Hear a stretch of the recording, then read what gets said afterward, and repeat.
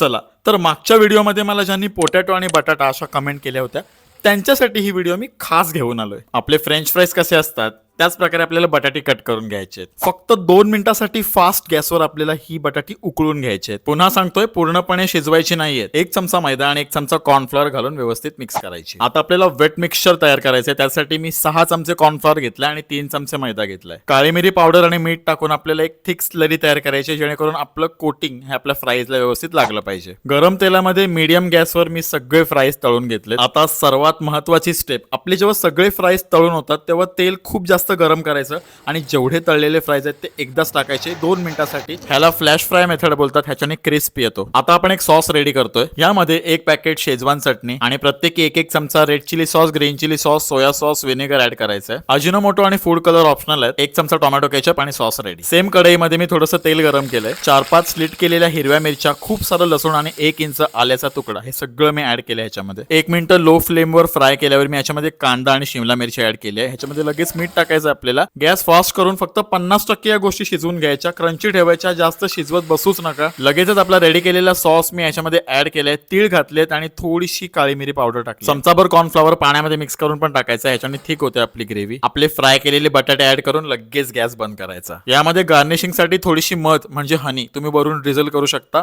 आणि आपले honey chilli potato ready. गरमच सर्व्ह करा. थंड झाल्यावर आपल्या फ्लॅश फ्राय मेथडला काही अर्थ राहत नाही. भेटूया पुढच्या व्हिडिओमध्ये. काळजी घ्या.